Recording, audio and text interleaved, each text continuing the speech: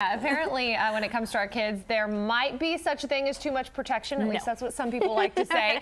Apparently, a lot of playgrounds now have half the equipment they used to have. I didn't realize there was like a mass exodus of dangerous playground equipment, but apparently there has been.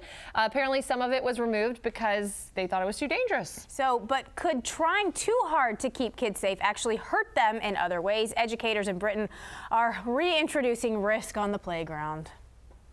Primary school in Britain is taking off the kid gloves and bringing risk back into classrooms and playgrounds. Instead of plastic playhouses, they use stacks of 2x4s, crates, and loose bricks. Our society has spent a lot of time training kids to have one right answer and to be safe and never have anything go wrong.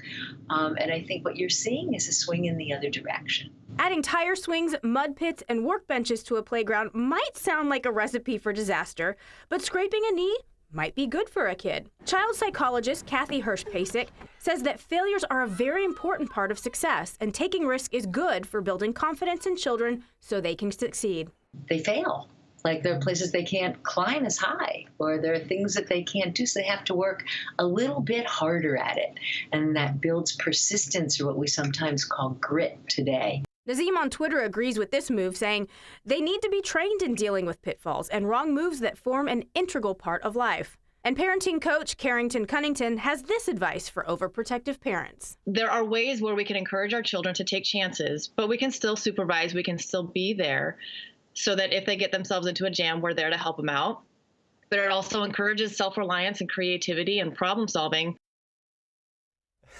So both Kathy and Carrington, well, they're apparently very excited about the experiment. They hope it comes to the U.S. Gary, you said you had a scenario I would actually like.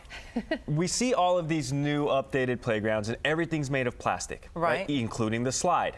When we used to go to playgrounds, what were the slide they were metal and they were shiny. So when you slid down them in shorts, what happened? You burned yourself. And then it also burnt you. And you learned life lessons right then and there. So what they need to do, keep the slides, just reintroduce metal slides instead of plastic. And that is how you can bring a little bit of risk into playgrounds and teach your kids a lesson at the same time. Nobody wants their child burned. I had two questions. One question about two items on the playground. Are there still seesaws?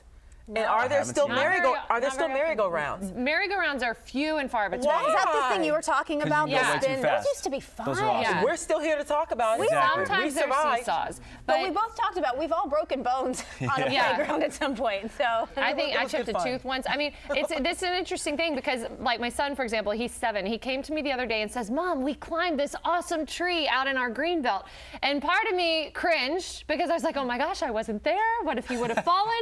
But then the other part of me was like, you know what? When I was a kid, I remember doing that. And that's part of, I think, learning how to problem solve on your own. Mom's not there to catch you. Take the equipment away and put in a cinder block and a 2x4. Metal slides. Give them some hammers and let them really go at each other, right? I mean, they'll be fine.